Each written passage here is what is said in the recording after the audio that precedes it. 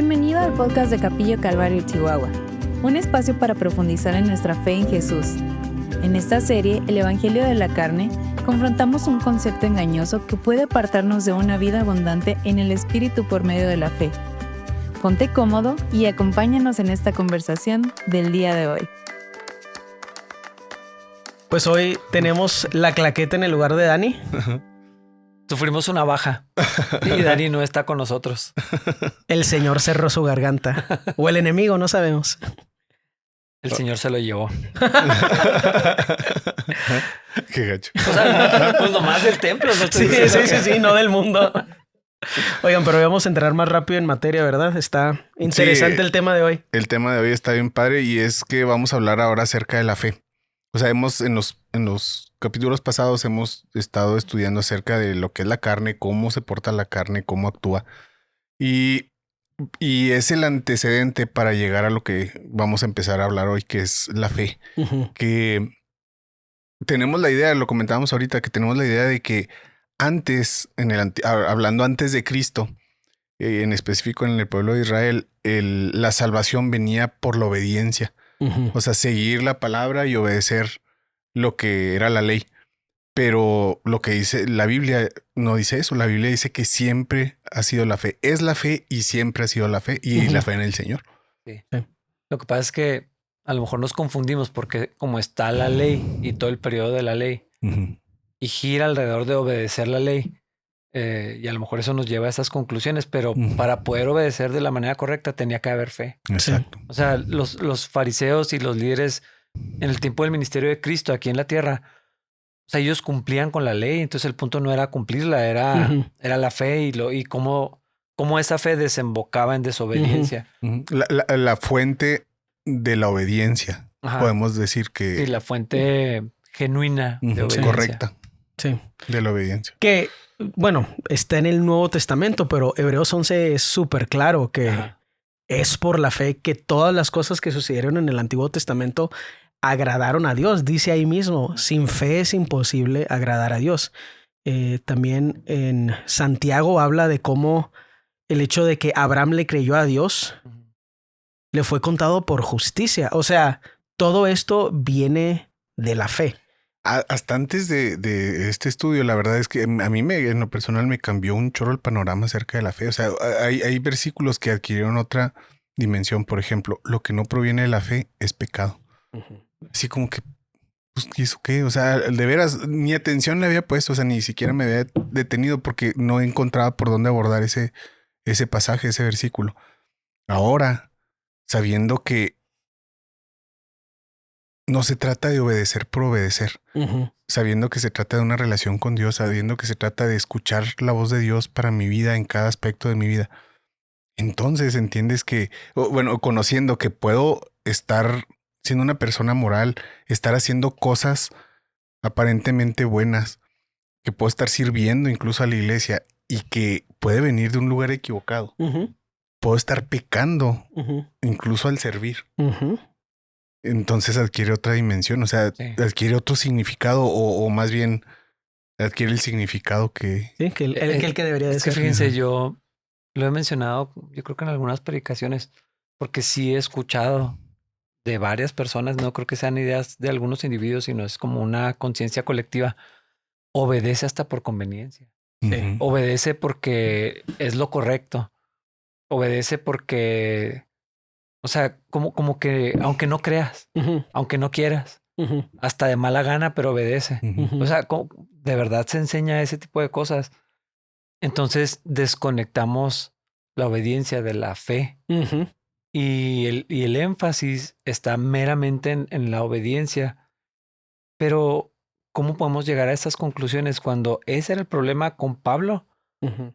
O sea, y Pablo dice, peor de los pecadores, o sea, no solamente por su persecución a la iglesia, sino porque estaba desconectado de la fe en Cristo. Pues de hecho es todo lo que les reprochó Jesús a todos los fariseos, a todos los Ujú. maestros, sacerdotes, Ujú. todos los grupos que tenían pues como ¿cómo se puede decir? El liderazgo en Israel. A todos ellos ese fue el reproche. Que sí O sea, obedecían, o sea, eso es bien exactamente. importante. Sí Ajá. obedecían O sea, era la ley. lo que están haciendo viene del lugar incorrecto. Ujú.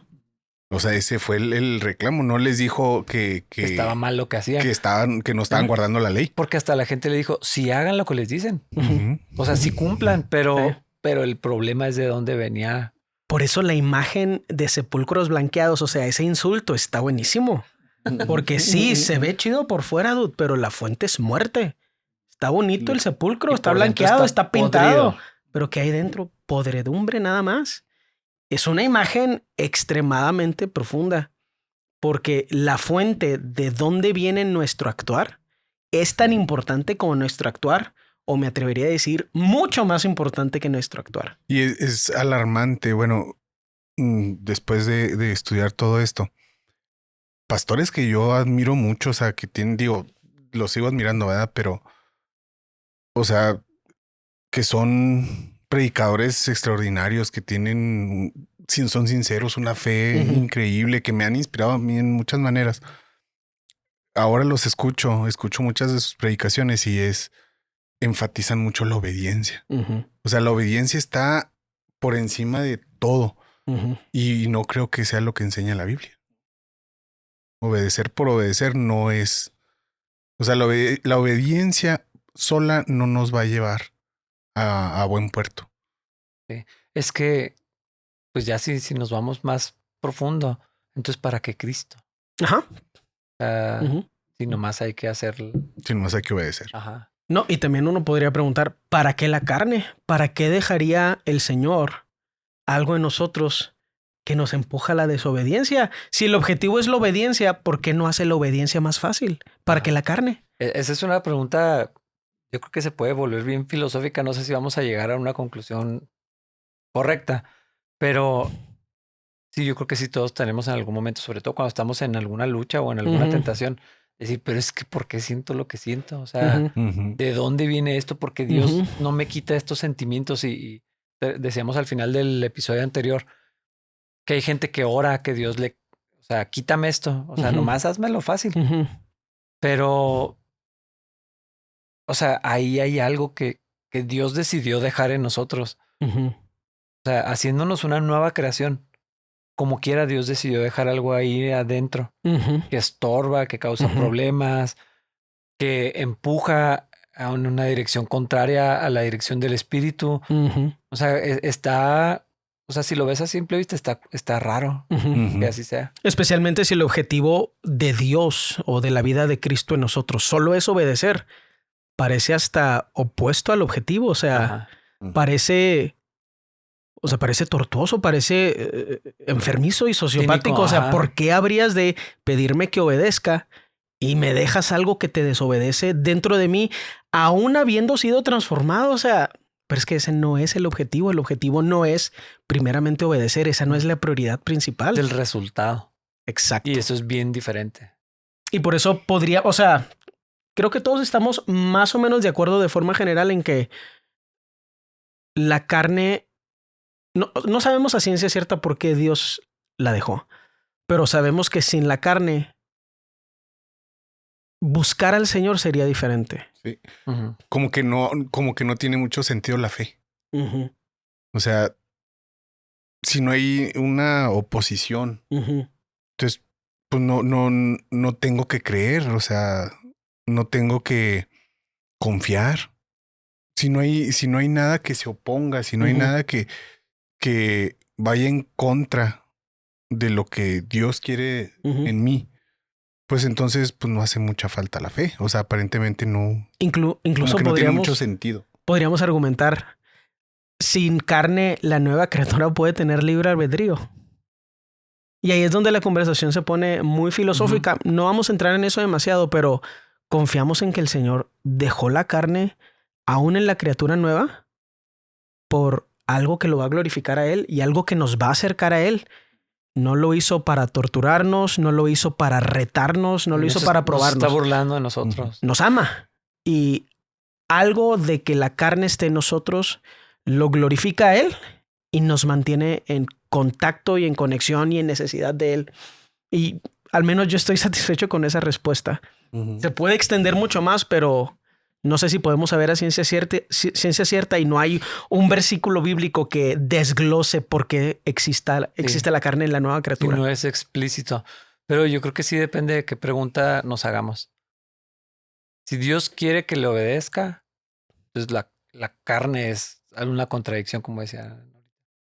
Si Dios quiere que le crea, o sea... La carne es una herramienta. Exacto, o sea, tiene sentido. Y aquí el punto no es allá la lógica, porque estamos hablando de verdades celestiales, pero entonces hay una razón y hay un lugar donde se puede ejercitar la fe y vemos que en toda la Biblia, desde Génesis, o sea, toda la narrativa de la Biblia tiene que ver con la fe. O sea, siempre tiene que ver con la fe. Y obviamente está el tema de la desobediencia. Va a aparecer toda la... O sea, se expresa Dios mismo de la desobediencia que sucedió en Génesis, en el Edén y varias veces en Éxodo, toda la historia de Israel. Dios mismo habla de la desobediencia. No es que estamos haciendo un lado como si no fuera importante la obediencia. Pero la manera de agradar a Dios y de mantener una relación con Él tiene que ver siempre con la fe. Y la desobediencia, o sea, en sí la desobediencia tiene que ver con que no le creemos a Dios. O sea, el hecho de desobedecer significa que no crees lo que Dios ha dicho. Sí. O sea, que es lo que pasó en Edén, ¿verdad? Básicamente. Que en Hebreos 11, o sea, sí es claro, o sea, dice... Porque sin fe es imposible agradar a Dios, porque es necesario que el que se acerca a Dios, uno, crea que le hay, o sea, crea que existe Dios, pero luego también dice, y que Él galardona o premia a los que le buscan, no a los que les obedecen. O sea, yo creo que si el objetivo fuera la obediencia, Hebreos 11 diría que el objetivo es la obediencia. Mínimo ahí estaría claro. No, vatos, el punto de todo, de Dios en ti es que tú le hagas caso a Dios y que tú, así como un robotcito, vayas en contra de tus instintos animales o como los quieras llamar, y tú así con tus fuercitas, dale. Sí, no importa cómo mientras cumplas con el... Pero no dice eso, dice, tienes que creer que existe y luego tienes que creer que Él premia a los que lo están buscando. Que eso es una relación. Es como el dicho ese de que no importa el... ¿Cómo? No importa el... árbol que crece torcido. Que no importa la forma, sino el fin. El fin justifica los Ándale, medios. Pues sí, así como que el punto es estar allá, como llegues. Como llegues. Y pues... De mala gana, renegando. Pero qué triste, dude. Hay cristianos que dicen, yo voy a pasar de panzazo. Y yo pienso, dude, ¿vas a vivir 80 años de panzazo? O sea, iba a decir algo que no debería decir, pero sí está trágico. O sea, yo luego, no quiero vivir así. Y luego hablando como si, o sea, sin la perspectiva de la eternidad, o sea, es nada más los años que nos toquen aquí. Pero, ¿y cuando nos encontremos con Dios? O sea, cuando estemos en su presencia, ¿a poco no quisiéramos oír bien hecho, buen siervo, fiel? O pensar en lo que decíamos también en el episodio anterior, que nuestras obras sean pasadas por fuego y... O sea, no importa, yo lo que quiero es estar allá aunque todo se queme. Pues como que no. No tiene sentido. Estaría chido que mínimo algunas cosas no se quemen. O sea, no manches. Aunque sea poquito. Ahora, Dios ha insistido siempre en la fe. O sea, yo no sé por qué nos empeñamos en decir que lo que Dios busca es la obediencia. Nada más la obediencia. O sea, sí tiene un lugar la obediencia, pero lo que ha insistido una y otra vez es que creamos en Él, que confiemos en Él, que dependamos de Él. Desde el Génesis ha sido así. Esa era la intención de Dios. Y vamos a ver ahora Pablo lo dice que toda la historia de Israel es la sombra de lo que había de venir. O sea, muchas de las figuras que vemos, toda la profecía que hay, tenía que ver con Cristo. Entonces, tanto los rituales que Israel hacía, las circunstancias por las que pasaron, incluso figuras, hombres, que figuran en la Biblia, eran una sombra de lo que había de venir, o sea, que era Cristo. Entonces, ahorita vamos a ver una comparativa, o vamos a empezar a analizar un pasaje que es el Éxodo, con lo que ahora experimentamos. Entonces, es podría decir increíble, pero es sorprendente Ujú. cómo Dios enseña una y otra vez Ujú. que es por fe, que confiamos en él y es paciente. O Sí. sea, así como que no dimensionamos la paciencia que tuvo con Israel. Sí. Vemos a Dios como un Dios duro, así. Ujú. Veíamos ahora la semana pasada en Hierro, le vimos como un repaso de que fue un periodo de 1000 años de paciencia de Dios para el pueblo de Israel. O sea, Sí. desde que lo sacó de Egipto hasta que fueron deportados. Ujú. O sea, fueron 1000 años y todavía se quejaban de que Dios no estaba cumpliendo con su parte. No, y la gente dice hoy en día que el Dios del Antiguo Testamento está lleno de ira y de impaciencia y que no es el mismo del Nuevo Testamento. Y yo pienso, en el Antiguo Testamento, la paciencia de Dios se mide en décadas y siglos. Sí. O sea, tal vez no tienes buena lectura de comprensión. O tal vez Vemos- ni siquiera han leído. Bueno, es lo más probable. Sí. Pero el Dios del Antiguo Testamento es extremadamente paciente. Ves en Reyes y su corazón fue en contra de Dios y no hizo lo que le agradaba a Dios. Y otra vez, y otra vez, y otra Los vez. jueces. Y, O sea, era un ciclo sin fin, una y constante, vez. constante. Y dónde, o sea, porque en Sodoma y Gomorra cayó fuego. Vamos a decir que el Dios del Antiguo Testamento es diferente al del Nuevo Testamento. Es no saber leer. Sí. No hay que seguir diciendo esas mentiras como cristianos. Repetir las cosas que dice la gente de afuera de que es que en el Nuevo Testamento, el Nuevo Pacto hay más paciencia. El Señor fue extremadamente paciente con los israelitas. Ujú. Extremadamente De hecho, paciente. es en el Antiguo Testamento donde encontramos un principio del carácter de Dios que es lento para la ira, grande en misericordia. Eso no aparece en el ministerio de Cristo. No. Eso existe muchos años antes, donde se expresa siempre que se habla de Dios, porque se repite varias veces, Ujú, lento para la ira, grande en misericordia. ujú, Y cómo también la salvación de Israel o la elección de Israel fue por gracia. ujú, O sea, porque ahí dice, porque desde antes, ujú. eligió ¿cómo dice? A Jacob amé y a Esaú aborrecí. Dice, y sin haber Sí. hecho absolutamente nada, Ujú. amé a Jacob. Entonces siempre ha sido por gracia. O sea, siempre ha sido algo de Dios, la iniciativa de Dios.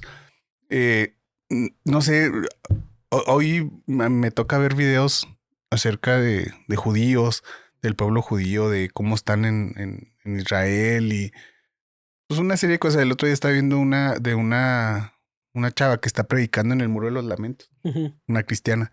Y luego como niños de 12 años le están escupiendo. O sea, Ujú. pasan y le escupen y luego le hablan así con un coraje. Ujú. Porque lo que yo entiendo es que ellos sienten que ellos tienen la verdad, que ellos son los escogidos, como si se lo merecieran. O sea, Ujú. llegó a un nivel de arrogancia que pensaban que eran, o han pensado que se merecen Ujú. que Dios los haya escogido. O sea, y nosotros, así como nosotros fuimos rescatados sin merecerlo, sin tener un mérito en nada. Ujú.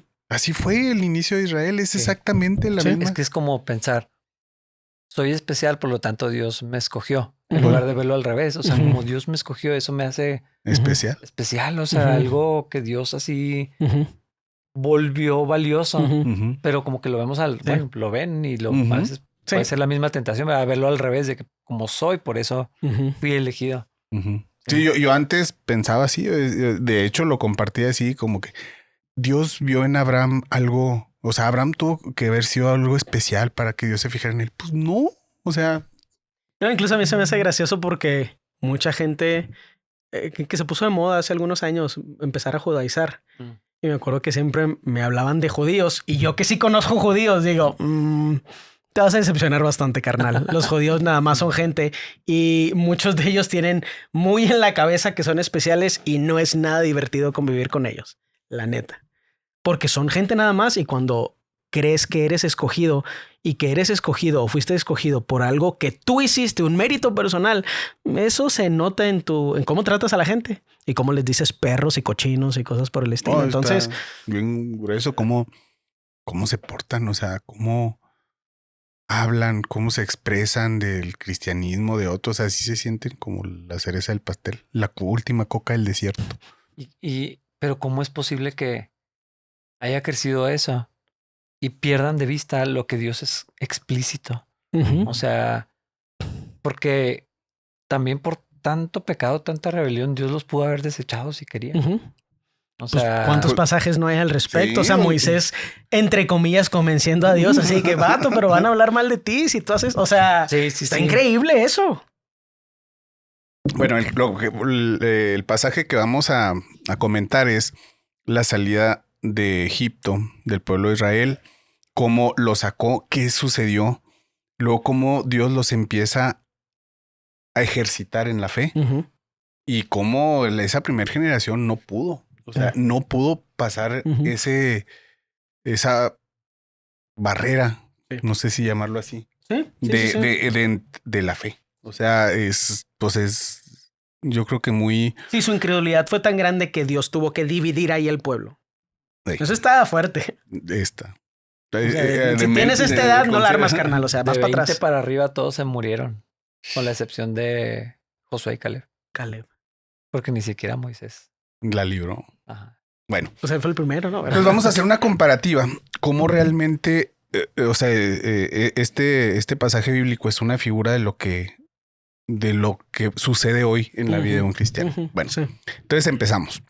El relato del Antiguo Testamento y lo que representa o de qué era figura. Sí. Entonces empezamos con la esclavitud en Egipto. Había un pueblo esclavo que no conocía a Dios. Yo me he puesto a pensar, habían oído del Dios de Jacob. Por eso muchas veces el Dios de Abraham, Isaac y Jacob, o sea, muchas veces menciona a Dios, pero no como algo... Sí, en tercera persona, el Dios de ellos. De ellos. Sí. O sea, porque realmente cuando estaban en Egipto no lo conocían. O sea, hasta Moisés es cuando viene a revelarse a ese pueblo, pero no lo conocían. Habían oído de que sus antepasados tuvieron una relación con él. Por eso se menciona el Dios de Abraham, de Isaac y de Jacob. Entonces, viven en esclavitud en Egipto. ¿De qué es figura eso? La esclavitud al pecado. Nosotros, sin conocer a Dios, estábamos esclavos totalmente del pecado. O sea, no teníamos opción. No hay manera de ir en contra del pecado. Y es que yo creo que ese concepto de esclavitud no lo dimensionamos. O sea, porque si dices, servíamos al pecado, a lo que el pecado quería, eso, y sin remedio. O sea, siento que eso o sea, como que tratar de verlo por lo que es. Nunca hemos sido esclavos de nada.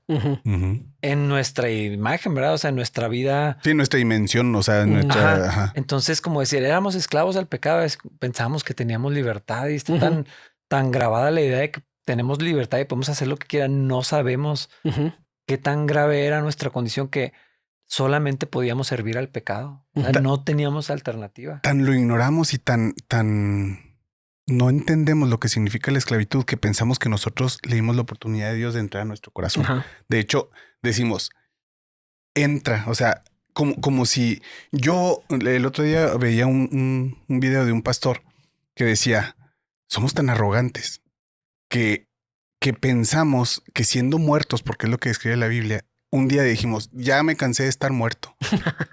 Ya le voy a dar chance a Dios de que entre en mi vida y me resucite. O sea, realmente pensamos que nosotros le damos la oportunidad a Dios. Hay gente que se dice, dale una oportunidad a Dios. Sí. O sea, realmente pensamos que la iniciativa es nuestra y pues nada más lejos de igual que un esclavo, no tiene opciones. Y eso es triste porque, o sea, a mí me entristece un poco cuando los mismos cristianos les choca la idea de decir que los que no están en Cristo son esclavos al pecado y empiezan a pensar en personas que ellos consideran excepciones por su moralidad a la esclavitud al pecado, de que no, pero, o sea, como que se escucha muy feo decir que son esclavos del pecado. Entonces intentas encontrar gente para demostrar que los que no están en Cristo no son esclavos del pecado. Que un cristiano piense así, que cada vez es más común, o sea, todos estos temas de afirmar a la gente y esas cosas, no solo con el tema del LGBT, o sea, hay afirmaciones de todos los estilos de vida, no solo ese, aunque el concepto es más común ahí. Pero la idea de que somos esclavos del pecado, si no tenemos cuidado, también los cristianos empezamos a decir, es que eso se oye muy fuerte. ¿Cómo de que los que no conocen a Cristo son esclavos del pecado? Pues hay alguna gente que sí es buena. Nada más le falta ser cristiano. Esa frase viene de ahí, de la idea de que hay gente que no es esclava del pecado y ya nada más le falta aceptar a Cristo. Y es ¿Pero que cómo? hemos elevado la moralidad al estatus de la santidad. O sea, ahora el ser moral casi está... Así Por lo eso consideramos. nomás le falta ser cristiano. Y junto con la esclavitud venía la condenación. O sea, nos íbamos a morir así, siendo esclavos. Ese era el destino, porque así era el destino de Israel, a menos que Dios interviniera y Dios hiciera otra cosa.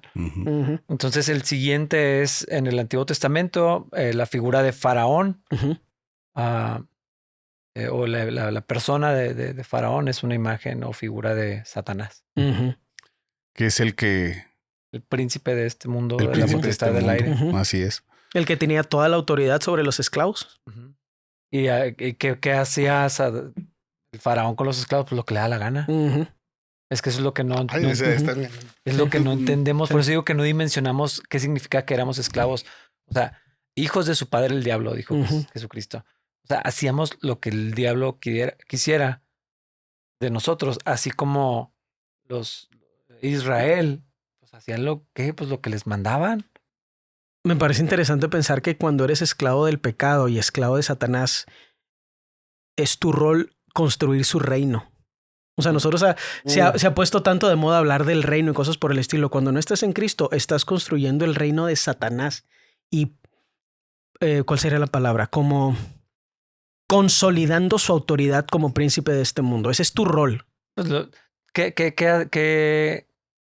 ¿cuál es el fruto del trabajo de los esclavos? Magnificar al faraón, glorificarlo. O sea, está bien pesado, la verdad, esa imagen. Desmenuzar el contraste, ¿verdad? Sí, para la gloria de faraón. Bueno, nos movemos poquito. Cosas más positivas. Moisés y las plagas, pues son una sombra de Cristo y los milagros que hizo, ¿verdad? O sea, Moisés es la sombra de Cristo que vino a salvarnos. Como Moisés rescató de la esclavitud a Israel, así Cristo vino. Pero está bien padre eso, porque Moisés fue en obediencia a Dios como Cristo vino en obediencia al Padre. Para cumplir con el mandamiento de Dios Padre. Eso está muy padre. Regresando al tema de los judíos, creo que muchos de ellos batallan para ver a Jesús como la figura mesiánica que esperaban, porque ellos esperaban a alguien como Moisés. Y a pesar de todos los milagros, piensan en Moisés como una figura política, histórico-política, y Jesús no se ve así. Entonces creo que la figura mesiánica que representa a Moisés y muchas otras que incluyen temas políticos, para ellos contradicen la imagen de Jesús, o sea, como Mesías. Y es que como que Israel se ha movido mucho ya ven que veíamos las dos esferas de la realidad, se ha movido mucho en lo físico, o sea, todo se va para allá. Por eso esperaban un Mesías con esas características. Por eso las promesas, como todas las promesas y todo eso, estaban mucho en lo físico. El mundo espiritual o esa realidad espiritual como que no hacía tanto clic con ellos. Sí, totalmente. Y conforme se fue consolidando, que no vamos a entrar en la historia de la iglesia, pero como conforme el cristianismo se consolidaba, el judaísmo se separaba todavía más de todos esos elementos para diferenciarse del cristianismo. Es muy interesante. El judaísmo que se vive hoy no se parece ni siquiera al judaísmo de esos tiempos. Y el judaísmo de esos tiempos no se parece a lo que Dios quería del pueblo de Israel tampoco. Entonces es un tema muy complejo hablar del judaísmo. Pero entonces, Moisés aparece como una figura, imagen de Cristo que viene en obediencia al Padre para liberar de la esclavitud. De la esclavitud al pueblo de Dios. Y las plagas, pero no lo mencionamos, las plagas como evidencia de esa investidura y esa autoridad de parte de Dios. En Moisés, pues son figura de los milagros de Cristo que también evidenciaban su divinidad y su rol como el Mesías. Sí, su autoridad espiritual. Sí, era como la confirmación o el respaldo de Dios, o era la validación. Sí. Y así fue también en Cristo. O sea, todos los milagros que hizo validaban quién era y el mensaje que traía. O sea, así ha sido. Porque Jesús varias veces lo dijo, lo vimos en el Evangelio de Juan. O sea, esto es para que ustedes crean, no porque yo lo necesite. Sí. O porque sea lo importante también. Sí, o sea, es para que vean que sí tengo la autoridad de parte del Padre. Y con esa autoridad venía también Moisés. O sea, tienen que ver que sí vengo de parte de Dios. Sí, ese era el propósito. Ajá. Bueno, y luego otra figura es la Pascua y el sacrificio del Cordero. Pues, o sea, Y para mí ese es el mejor de todos. Digo, a lo mejor es el más claro, pero Sí. también es el más. Poderoso, sí. Ajá. sí, como la sangre de ese corderito traía salvación ante la muerte, pues el juicio de Dios. O sea, todos los que no murieron fueron porque en obediencia confiaron en ese sacrificio. Que está interesante porque es el juicio justo de Dios específico. Todos los primogénitos. Y no se salvaban nada más por ser hebreos. O sea, tenía que haber la acción de la Pascua. O sea, eso se me hace muy interesante porque no es como que Dios o el ángel de la muerte fueran ignorantes respecto a de quién estaban tomando la vida. O sea, hay un trato ahí también. Hay un pacto. Ajá. Está muy interesante. Y yo estoy seguro que es mucho más profundo de lo que podamos entender. O sea, toda la figura acerca de la Pascua es impresionante. O sea, yo he escuchado prédicas que se me hacen súper complejas, la verdad, en lo personal. Pero sí estoy seguro que, o sea, es mucho más trascendente que lo que podamos leer. Esta imagen en el contexto del universalismo también está súper interesante. O sea, como si todos se van a salvar, si Dios es amoroso, todos se van a salvar. O sea, como la manera en que podemos ver en la Biblia cómo Dios obra. O sea, cómo trabaja a través de pactos, cómo no hay inconsciencia ni inconsistencia en la manera en que Él actúa. Sí. Se me hace súper interesante. Y cómo podemos participar activamente del proceso sin podernos llevar ninguna parte de la gloria. Sí. Tienes que creer y luego vas a actuar en esa obediencia. Pero tu creencia, o sea, el hecho de que creíste no es obra. Ajá. O sea, no cuenta para ti, no es por tu fuerza, no es por tu fe. Nada más depositaste tu fe en el lugar correcto, pero tu fe no es una obra que está a tu favor. No te cuenta como mérito. Entonces ellos tenían que creer lo que Dios dijo y confiar que eso sería suficiente. Porque también ellos por primera vez también están viendo el poder de Dios. Ajá. O sea, no es como que los hebreos estaban desde que, ya ven, nosotros, o sea, también para ellos era una sorpresa cada una de las plagas. Era como, o sea, imagínate el terror que sentían de ver. Viene Moisés de parte del Dios que se supone que es nuestro Dios y están viendo todas esas manifestaciones. Entonces la amenaza de muerte era bien real para todos. Sí. Porque sabían que podía pasar. Entonces, pero ¿cómo nomás la sangre? Sí. O sea, nomás tenían que confiar en Dios. ¿Así nomás? Sí. O sea, díganme si no es la misma pregunta. ¿Sí? Ay, sí, ¿a poco nomás tengo que creer? Eso no ha cambiado. Ese es el punto. O sea, tan fácil. O sea, no tenemos que irnos, cambiarnos a otra ubicación. O sea, sacrificas al corderito y confías que Dios que eso es suficiente. Y eso te es contado por justicia, no por la obra que hiciste, sino por la obra en quien creíste. Ajá. Eso está bien extraño. O sea, no es tu obediencia la que es contada como justicia, es tu fe. Creo que los cristianos necesitamos poder entender eso bien. Sí. La verdad, una de mis cosas favoritas en la Biblia es Juan el Bautista. O sea, pensando en esta imagen de la Pascua, que ve a Cristo y dice, ahí está. Sí. ¿Quién sabe qué vio? Sí, que lo reconoció inmediatamente. Bueno, seguimos. Los israelitas perseguidos por Faraón y por el ejército egipcio. O sea, intentando salir de la esclavitud. Sí. O iniciando la salida de la esclavitud. Hay resistencia, hay oposición. Los persiguieron inmediatamente. O sea, no los dejaron ir tan fácilmente, aunque ya había dicho que sí. Sí, que se vayan y no es cierto. Que se parece mucho a cuando venimos al Señor, creemos. A veces por diferentes razones, pero se abre esa puerta, creemos, pero el enemigo no nos suelta fácil. O sea, no va a estar no está dispuesto a renunciar a su derecho sobre nosotros. O sea, estos son mis esclavos. Y es bien común escuchar de luchas fuertes cuando recién crees. Sí. O sea, está problemas matrimoniales con los hijos, de dinero, de salud. O sea, hay gente que sí se cuestiona y estaba mejor antes.